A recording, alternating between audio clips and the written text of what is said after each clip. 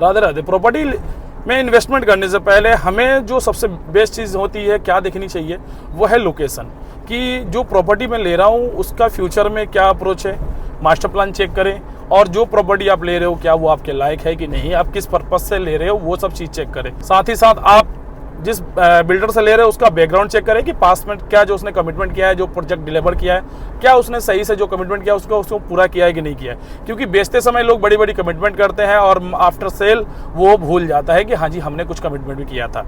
ठीक है। सेकंड होता है जिससे आप बाय कर रहे हो, जो एसोसिएट है उनका आप बैकग्राउंड चेक करो।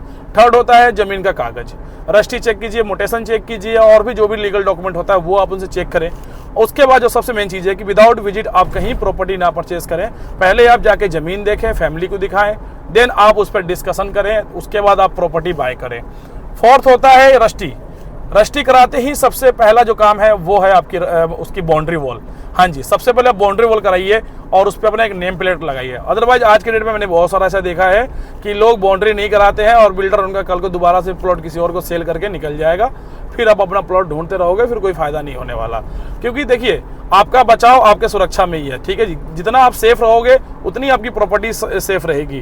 तो प्रॉपर्टी लेने से पहले आप सारा चीज़ जांच पड़ताल कर लीजिए, क्योंकि देखिए एक बार जब प्रॉपर्टी बिक जाती है तो फिर क्या होता है, कोई भी आपकी रिस्पॉन्सिबिलिटी नहीं लेगा। और किसी विश्वास मत कीजिए, अपने आप सारा काम कीजिए, देन आपको प्रॉफिट होगा, और देन आप जो बच्चों के लिए अपने लिए इन्वेस्टमेंट कर रहे हो ना उसका ग्रोथ होता है। अदरवाइज आपका जो मेहनत की कमाई है, जिंदगी भर की कमाई है, वो सारा डूब जाएगा, आपको कुछ नहीं मिलने वाला है। तो सोच समझकर सही जगह सही लोगों के साथ इन्वेस्टमेंट कीजिए। अब देखिए मेरे पास जो प्रॉपर्टी है, अगर आप वृंदावन में ले रहे हो तो बांगर की जमीन ले, नोएडा के अंदर भी ऐसे ही खादर की जमीन है जो हिंडन नदी और यमुना नदी के अंदर आपको मिलती है। फोर्थ ऐसे ही है आपका फरीदाबाद के अंदर भी फ्री होल्ड के प्लॉट पे रजिस्ट्री नहीं होती है, देन वहाँ भी जो है आपको खादर की ज़मीनें मिलती है, यानी यमुना के नदी के अंदर। तो जो डॉक्यूमेंट होता है आप बाकायदा उसको चेक करें, वेरीफाई करें, अथॉरिटी में जाए, तहसील में जाए, वहाँ जाके आप डॉक्यूमेंट वेरीफाई कराएं। और जो रजिस्ट्री होती है उस पर लिखा भी होता है कि ये ज़मीन खादर है कि बांगर है। तो जहाँ भी आपको कहीं भी अगर ऑल ओवर इंडिया में ज़मीन ले रहे हो, अगर उस पर खादर लिखा है तो कृपया करके उस प्रॉपर्टी को आप बाय ना करें, अदरवाइज आपकी पूरी ज़िंदगी भर की पैसा जो है वो डूब जाएगा। खादर का एक नुकसान सबसे बड़ा क्या होता है कि ना तो वहाँ पे आप पक्का मकान बना सकते हो, ना ही वहाँ पे आपको बिजली मिलेगा, ना ही वहाँ पे पक्का आपको रोड मिलेगा, कुछ नहीं मिलने वाला है। और ये जो 100, 200, 400 गज लेके आप बैठोगे ना, तो उसमें ना तो आप खेती कर सकते हो, ना ही आप आओगे देखने के लिए, क्योंकि बिल्डर तो भैया बेच के निकल जाएगा, आप वहाँ पे बैठ के हरि कीर्तन करते रहना, उसके अलावा कोई काम ही नहीं बचेगा आपको।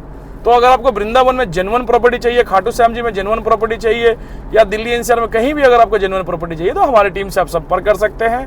लीगल के साथ में, लीगल डॉक्यूमेंट के साथ में आप पहले डॉक्यूमेंट चेक करें, वेरीफाई करें, विजिट करें, देन आप जाके बुकिंग करें।